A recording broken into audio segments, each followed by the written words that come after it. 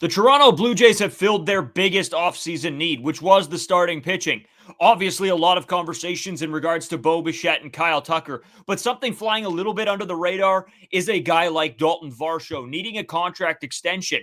Now, how does a signing like Tucker play into a Daulton Varsho extension? How important is he to the success of this team? I know there are a lot of people out there questioning that. That's what we're going to talk about on today's episode of Locked On Blue Jays.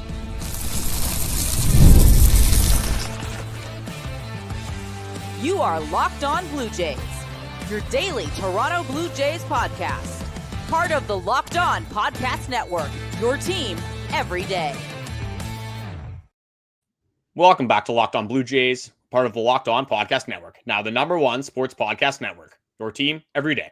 Today's episode brought to you by FanDuel. Right now, new customers can bet just $5, and if your bet wins, you'll get $300 in bonus bets to use across the app. Download the app today. As always, I'm Brayden Iwasko. He's Carter First. You can find us on Twitter, Brayden5 Iwasko. Carter First, too, as well, on our main Twitter page at Locked On Jays. You can follow us on Instagram and TikTok as well. And if you're new to YouTube, hit that subscribe button. You guys have been absolutely killing it lately. We've loved some of the comments in the comment section. Keep those going. We want to hear your thoughts and opinions, especially on what we're talking about today, and that is Daulton Varsho. Now, there has been the Dylan Cease signing already. The Blue Jays have secured the starting pitching market, which we knew that they were going to go after massively.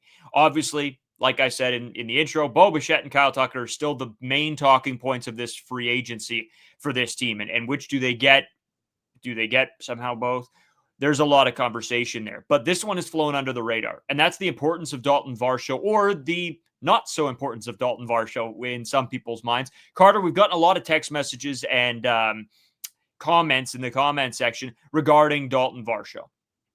Some people saying maybe if you get Tucker, you don't keep Varsho, you don't extend Varsho. Where do you stand on the whole Daulton Varsho? I guess his importance to this ball club. You can tell when Daulton Varsho is not on the baseball field. That is for sure. And obviously defensively is really where I'm going to start this off, because he is one of the best defensive players in all of baseball when he is on the baseball field.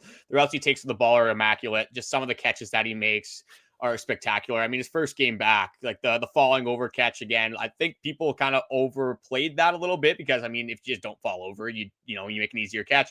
But again, just, track that ball, take your eyes off the ball, get back to it. That is very impressive. Like, we could talk all day about how good Daulton Varsho is, but if you guys have watched the Toronto Blue Jays in any capacity, you probably know how good Daulton Varsho is. And you're not really guessing on what he's going to provide defensively. The aspirations with Daulton Varsho have always been, is he going to provide with the bat? Is he going to be good enough to be an everyday starting outfielder and not really have those secondary questions of, hey, is this bat even worth having in the lineup, even with how good this guy is defensively? And that's going to kind of be the question of today. So Daulton Varsho is a unrestricted free agent at the end of this next upcoming season. He's got one more season with the Toronto Blue Jays. Then after that, obviously they might be working on an extension right now, or he might go to free agency doing the Bo Bichette thing, and he'll have some other teams to compete against. He'll have to kind of test the open market. And that's one thing for me that I've always been struggling to value is Daulton Varsho. What is he worth on the open market? What would he be worth if there was a contract extension? So I guess we'll start it off with the stats. We'll start it off, I guess, offensively. So for you with Daulton Varsho, again, there's obviously some concerns with Daulton Varsho and his bat, especially when you look at the recency bias game 6 and 7. Again, 6-7, had to say it, obviously.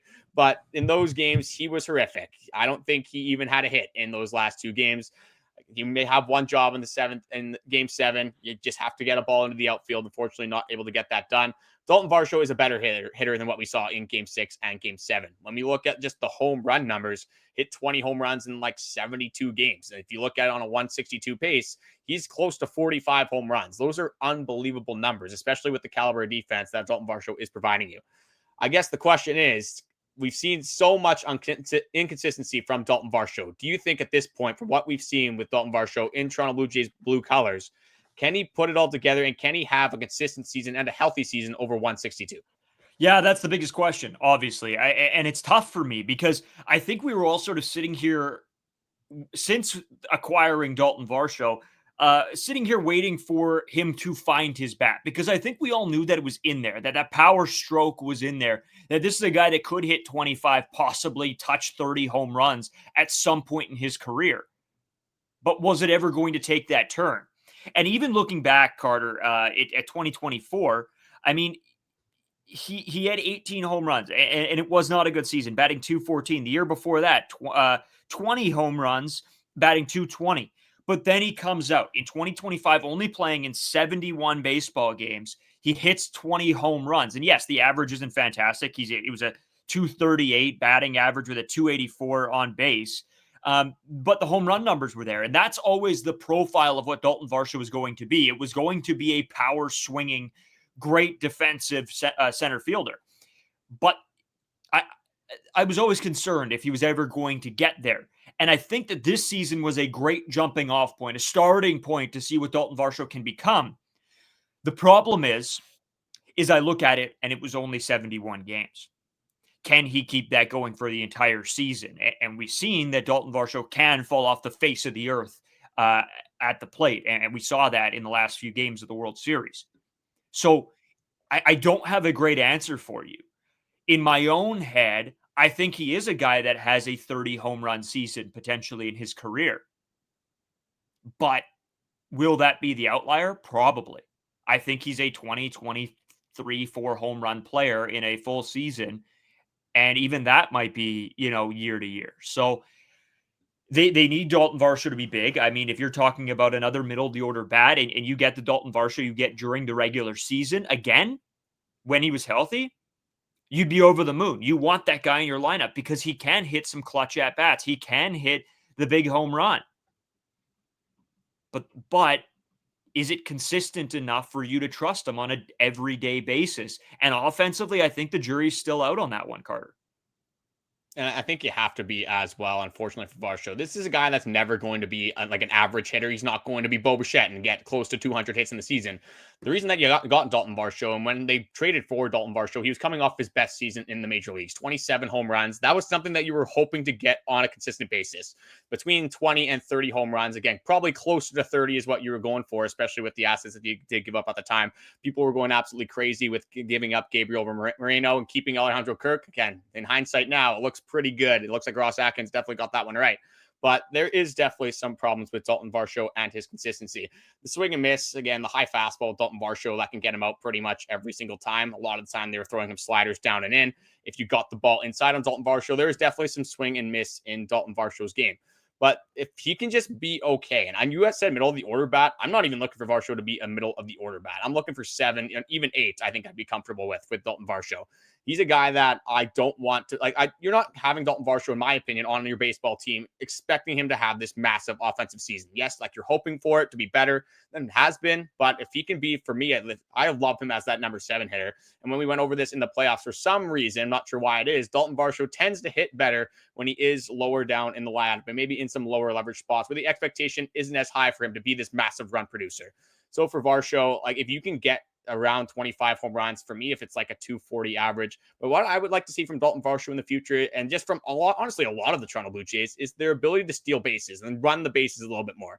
Josh Naylor stole 1 million bases when he got traded to the Seattle Mariners. And I can tell you for a fact that Daulton Varsho is faster, quicker, probably has, I guess he's not as aggressive as Josh Naylor. Maybe his jumps aren't as good, but if you can get that good of a jump on a ball in the outfield, you can't tell me that you can't read a pitcher and get a good jump when you're stealing bases as well. So to help Daulton Varsho offensively, again, this is a guy that is a home run hitter, can draw his walks, but isn't necessarily a guy that's going to be on base all the time, and that doesn't necessarily help for his stealing numbers. But I think if he added to other parts of his game offensively, and unfortunately with the swing and miss that he has, you can't really do the hit and runs, things like that. But when he does get on base, I would love for David Popkins, John Schneider, everyone that is involved offensively on the Toronto Blue Jays to kind of get him moving a little bit. Try to get him to be a little bit more of a Swiss Army knife offensively if you can. But then you see Daulton Varsho play, and he has some limitations. So I get it's easier said than done. But I think Daulton Varsho has some room to improve offensively in his game.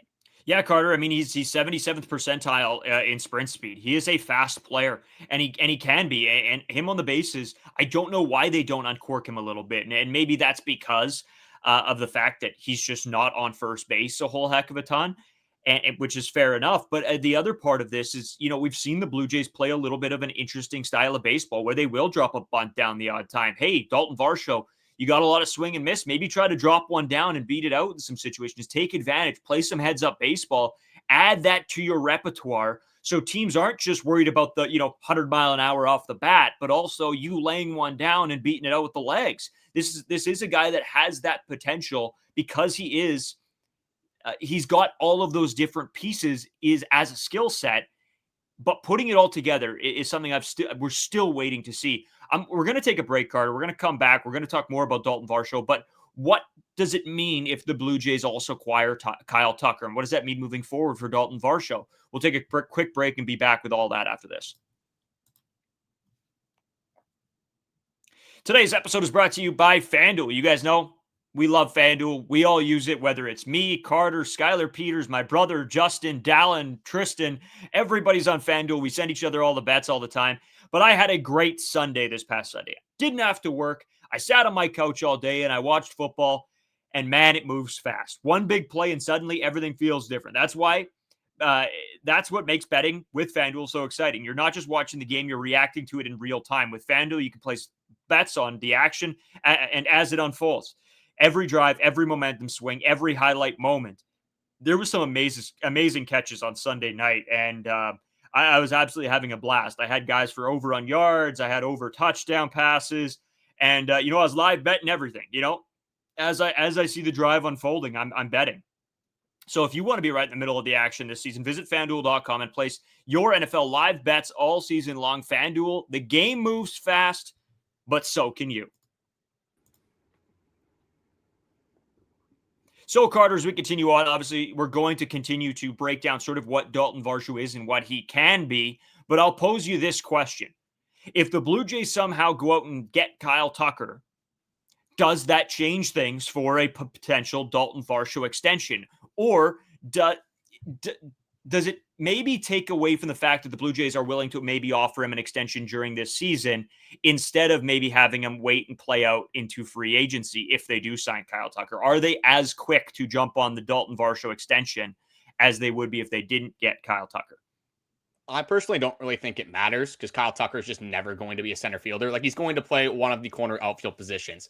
So, you need a good center fielder in today's game of baseball. You need a good defensive center fielder in today's game of baseball. I would say it's probably, if not the most important defensive position, maybe you could say shortstop. Again, it's definitely the most important position in the outfield, obviously, because you are covering the most ground. And looking at the Toronto Blue Jays with the current way they're set up, Anthony Santander, whether you like it or not, probably is going to be here for at least 2 more years. After that, he does have some player options. There's some contract stuff that they might be able to get out of, but I'd be a lot more comfortable having Daulton Varsho in the outfield, especially with Anthony Santander out there to kind of pick up the slack a little bit. Maybe shade over there a couple steps extra just to help him out and limit the range that Anthony Santander has to cover when he's out in the outfield. But I don't think that the Kyle Tucker, a corner outfielder, would necessarily be a big issue for Daulton Varsho.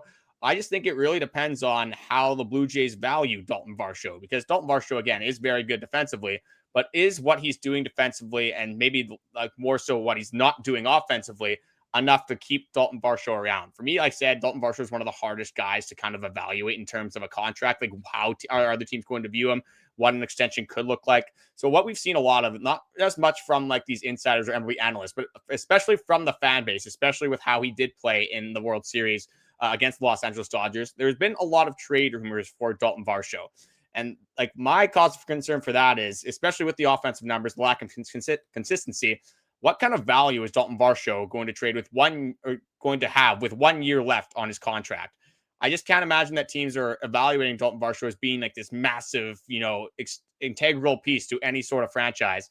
And one thing I was kind of looking at is if they were going to trade Daulton Varsho, what could be a replacement and what could they look at as to for guys that could replace Daulton Varsho, and what would they do offensively to kind of replicate what he has done?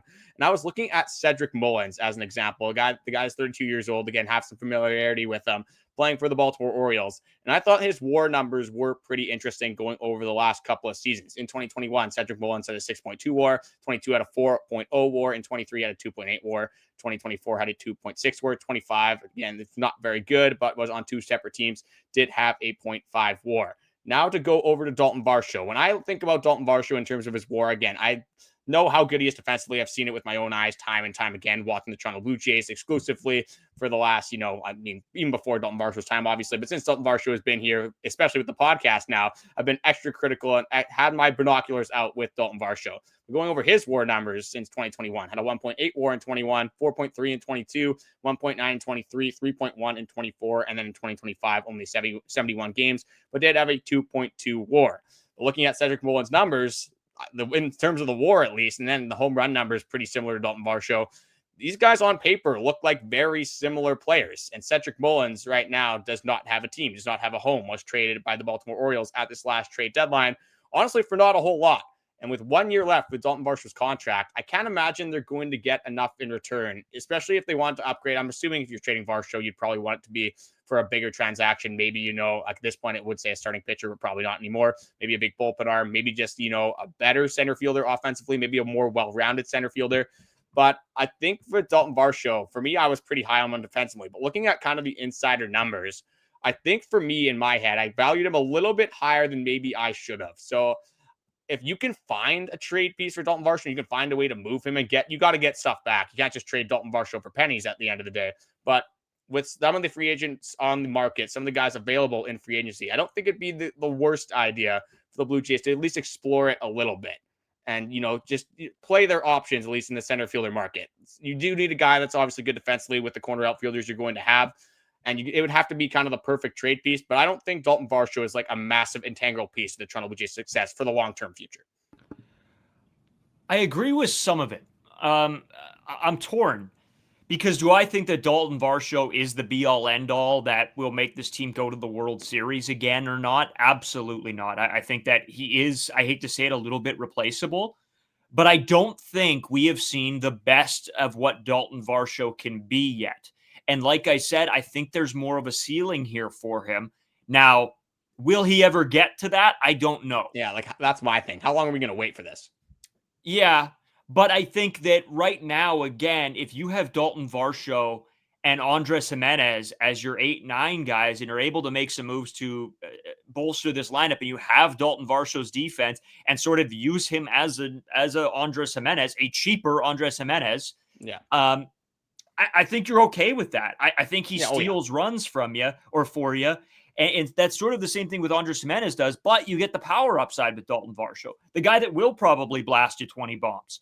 So I think the upside for what you're having to give Daulton Varsho is a lot better. I think the problem with last year is you were having to hit Varsho 4, 5, 6 at sometimes. Now, if you can move away from that and hit him in the 8th, 9th spot, I think you're over the moon then about Daulton Varsho. I think you're saying he might be one of the better 8-9 hitters in the league. But it all depends on sort of what is built around this team. And obviously, without knowing if Bo Bichette will sign or Kyle Tucker will sign, it's hard to place him right now of where he would fit in this lineup. So looking at this now, I would say, yeah, I think you need Daulton Varsho, but I don't know if you love hitting him as the 5-6 guy. But without Bo Bichette and without a Kyle Tucker, that's your hand sort of gets forced to that position. Without knowing what Anthony Santander is going to be, I think Santander and Daulton Varsho are very similar. We just don't know what they're going to give you. I think the ceiling is much higher for a guy like Anthony Santander because you probably will see him hit 30 bombs. But it's in the same stroke, I guess, with these two players because you don't know if Anthony Santander is going to bounce back from his horrendous season last year. Daulton Varsho had a better season last year, but only played 71 games. So how does that affect him, playing 140 games, say, right? It's going to be very interesting. So I'm a little bit torn on Daulton Varsho of how important I think he is. And I guess going back to what I said, if he's the 8-9 guy, you're thrilled. If he's your 5-6 guy, yeah, you maybe should be worried. Well, I'm not actively shopping Daulton Varsho. He obviously has value on any single baseball team. You see what he does for a team defensively, and that's enough value in itself. And I said I'd be okay with him as the number 7 hitter. I think that'd be more than fine for Daulton Varsho. Again, with the power stroke, I think it'd be better if he did come up with runners in scoring position, even though he didn't perform necessarily up to expectations in that World Series. But another thing, especially when you're talking about an extension for Daulton Varsho, and you kind of compare him to Anthony Santander, I don't think he'd get the Anthony Santander money over 5 years. I don't think that is what my expectation would be. But I would assume it's going to be more than what Alejandro Kirk is making. And again, I have a very hard time evaluating what Daulton Varsho is worth. But Andres Gimenez, again, he signed kind of off of a good year as well, and he's making more money than I think he should be making. But it's the same idea. When Andres Gimenez was hitting 4 for the Toronto Blue Jays, I absolutely hated him. I'm like, this guy should not even be on the baseball team right now. What is his significance? I almost underplayed the defensive value because of the position he was in offensively. Andres Gimenez in no world should be your number 4 hitter. It's kind of the same idea with Daulton Varsho when you were talking about the middle of the order. If he's hitting number 5, I'm probably not going to like Daulton Varsho as much unless he's on one of those crazy hot streaks. And again, you got to kind of play what's available to you, and you got to play the hot hand like we always said during the season. But if Daulton Varsho is at the number 7 spot, at least for this year, again, I'm not actively shopping him, but I might be a little bit more hesitant just based off what the free agent market could produce for you to give him this massive extension. Another thing that it was very obvious, and again, this is coming off the shoulder surgery, but his arm was dead in the outfield. If you hit the ball to center field, there was no chance. It could have been Rowdy Tellez running the bases. He was not going to throw anybody out, and that is reflected, obviously, in his baseball savant as well. His arm strength was in the 5th percentile at 73.7 miles per hour on average. In 2024, again, this guy's never had like this Addison Barger caliber of arm, but in 2024, his arm was at 83.7 miles per hour on average, and that was the 40th percentile. So a big difference between 2024 and 2025 was significantly better arm strength-wise in 2024. Again, how much of that is due to injury? And the main concern is, can he get back to the old Daulton Varsho the way he was before? We've seen it with pitchers that you lose the velocity, you kind of sometimes lose the ability to throw the ball as hard as you could before. Again, it's a little bit different with outfielders, obviously, but for a guy that's plays so good defensively, and that's kind of his tried and true formula, and that's his staple in the major leagues. And the range is still going to be there, of course, and he's still going to make phenomenal catches. But if he's tracking balls down in the alley and you got guys tagging all over the place because Daulton Varsho can't throw a baseball, that takes away a little bit from his defense as well here. So I think there is some concerns for Daulton Varsho. I don't think they extend him this offseason. I think I would be a lot more comfortable kind of doing the Bo Bichette thing with Daulton Varsho, letting him play this season. If it works out for him, great. Then you kind of know what you have in Daulton Varsho. I'd be a lot more comfortable paying him, if it's a little bit over Alejandro Kirk. I'm assuming it would be over Alejandro Kirk's contract. You just have a lot more certainty on what Daulton Varsho could be, as opposed to, giving that extension now. And then maybe, you have seen the best from Daulton Varsho, and then you're stuck probably not with the worst contract in the world, because he is going to provide you with defensive value, but not a contract that you necessarily want.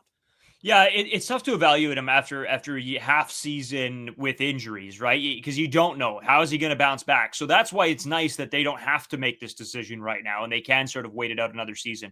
But Carter, there was some big signings in the MLB. I got one more thing as well on this one. It's just like with Daulton Varsho about the offensive stuff here.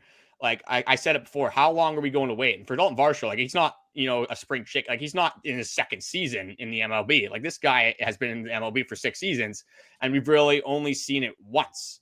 So at some point, are we going to take that one season and like we're going to think that's who Daulton Varsho is, or are we going to take the other 5 and kind of find the median between there, where Daulton Varsho really has not been that good of a hitter in totality? And the last thing I wanted to bring up as well, just regarding Daulton Varsho, is I was going to propose the idea of maybe just like not having him as your like staple everyday center fielder, no matter what the lineup is. I was going to propose, again, you're mostly going against right-handed pitchers anyway, so this wouldn't take too much away from Daulton Varsho. But just some of the, like from the eye test, the left-handed at-bats did not look good whatsoever for Daulton Varsho in 2025. But I looked up his splits, just his career splits against lefties and righties. And against righties, Daulton Varsho is batting .217 with 40 home runs. It's over his career, obviously, 242 RBIs in 1,854 plate appearances. And then Daulton Varsho against lefties is hitting .260. Again, there's way smaller of a sample size here, but 9 home runs, 53 RBI. So obviously it has nowhere near the power that you want from Daulton Varsho against these left-handed hitters, but has a little bit more of the average. And then if you're going to have Daulton Varsho playing, you probably want him to hit home runs.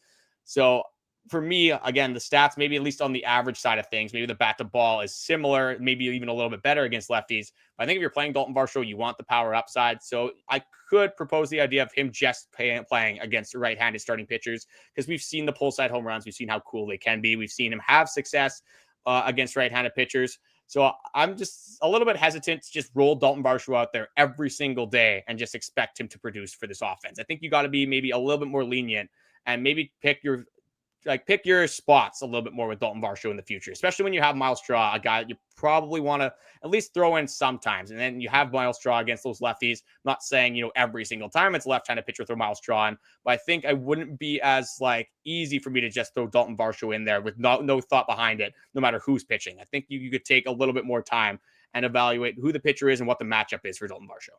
Yeah, I don't know about all that. I think that I still like Dalton Varsho over Miles Straw, and even defensively. I mean, Miles Straw's a very good defender as well in center field, but I don't think it moves the needle for me at all. I think I'd rather just have Dalton Varsho with the home run pop, who could still hit home runs from the left side, who could still hit for average. I think there's just not much of a there's not enough of a difference between him and Miles Straw for me to be like, nope, sorry, Varsho, we're not playing you against lefties, because I just don't think it's a needle mover for me enough where I'd make that move. But I can understand the thought process anyway. And then the small sample size, kind of where I was going from it at as well, is you saw 71 games. You probably saw on the pace of 162 his best season. That's when he played the least amount of games. And maybe he found something. Maybe it was a hot streak, whatever. But maybe if you decrease the amount of games that Dalton Varsho is playing with such a physically demanding position in center field, that could be advantageous in the long run for a guy like Dalton Varsho.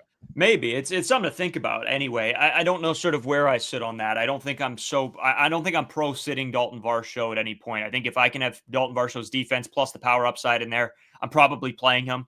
But I do understand what you're saying. I guess with the bigger that. question is, if it's not Varsho against lefties, is Miles Straw enough? And I can see how that wouldn't be enough for you against lefties. But maybe they do add another guy.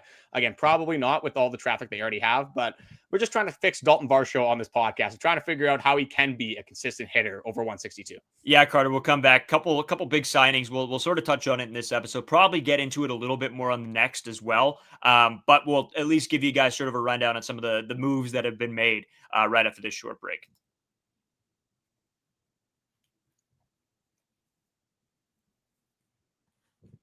So, Carter, probably one of the bigger moves, because he was a guy that was sort of maybe not linked to the Blue Jays, but I think everybody had a good idea that maybe the Blue Jays would take a shot on this guy. Devin Williams agrees to a 3-year, $51 million contract with the Mets. To me, that means Diaz ain't coming back. And I think that makes sense. I understand that. I wasn't 100% sold on Devin Williams. I think he was touted for a bounce back season. But I don't know if I would be willing to give the 3-year $51 million. Where do you sit on that sort of deal, Carter? The reliever market this year has been a little crazy. The way, again, as soon as Raisel Iglesias got that contract, you kind of saw them set the market, and you figured that bullpen arms were going to get a lot of money this offseason. Like Devin Williams, when you look at the underlying numbers, he still had a pretty good year. The swing and miss was still there. Maybe not up to the caliber that you wanted it to be. But Devin Williams can still be an effective pitcher. He was one of my guys, actually, in this offseason. I really wanted the Toronto Blue Jays to go and get Devin Williams. But unfortunately, again, not the case here. With the Edwin Diaz stuff, I've heard that the Mets are still in on Edwin Diaz. This Devin Williams signing has not completely taken them out on Edwin Diaz. Again, how could you be out on the guy that just won reliever of the year? And the Mets, they have no problem spending money either. So it could definitely be an option for them still as well. Does this help the Blue Jays' chances at maybe getting Edwin Diaz? I mean, maybe. Again, I don't love the idea of paying these bullpen arms, especially for a long time and with large terms. It's even with Edwin Diaz, probably one of the safer bullpen arms that you could have. But you thought Tanner Scott was a safe bullpen arm, and look kind of how he prospered. So there is some issues, obviously, with signing some of these bullpen arms long term. Edwin Diaz being 32, Devin Williams, I believe he is 31. So I like the signing. I like the player in Devin Williams. But if the Toronto Blue Jays are going to be looking for a quality closing pitcher, they're going to have to spend. They're going to have to pay a pretty penny. It's not going to be, that $11 million that people were complaining about with Jeff Hoffman, which now, honestly, for me, looks like a pretty good deal in retrospect. I'm not sure how people are going to take that one. But there's still a lot of guys available. You still have the Robert Suarez. You still have, obviously the Edwin Diaz at the top of the market. You have some other guys lower down, kind of the middle tier guys as well. I wanted the Blue Jays to sign Phil Maton as well. Another guy that is obviously no longer available. So a lot of my guys, at least the guys that I'm interested in, again, I don't know how much that matters for Ross Atkins necessarily, but I'm not having too much fun with the way these bullpen arms are flying off. I still think the Toronto Blue Jays are going to obviously be aggressive in that bullpen market and probably add a few guys. But the more we're seeing on what these contracts are for these bullpen arms, the more and more I'm thinking the Toronto Blue Jays will not go out and sign one of the best bullpen arms in the market, just based off the current market and what these guys are going for. Well, and it is interesting because the Blue Jays and the Marlins are the two teams that are in on Pete Fairbanks right now as well. So it's going to be interesting to see if they do try to make a move like that. Again, I think we'll talk about sort of what the Blue Jays' intentions are a little bit in future episodes and sort of where Fairbanks maybe would fit here. and how he would fit. And apparently you know that what? dude can't pitch in the cold. Apparently, like It's a cold weather problem. But I mean, hey, you got the dome. Every time Pete Fairbanks is going to come in, maybe if it's even mid game, just close the dome. Get the Rogers Center. Get the heat in there. And just maybe throw like the trench coat on him like the quarterbacks in the NFL. You got to just maybe adhere to him a little bit. Yeah, it's going to be interesting. I don't know. Well, we're going to go over this a little bit more, plus some other stuff that's going on around the league. We'll talk a little bit more on tomorrow's episodes. Make sure you tune in for that. Lots more to come from us. Again, we do go down to 3 episodes a week, December 15th. That'll be for about a month and a bit. A month and a half-ish, we'll be at 3 episodes a week. And then, as pitchers, catchers report, we'll be right back to 5 episodes a week every single day for you guys. As always, thanks for tuning in. Leave us your comments, thoughts, feelings down below in the comment section. We'll be back with you tomorrow.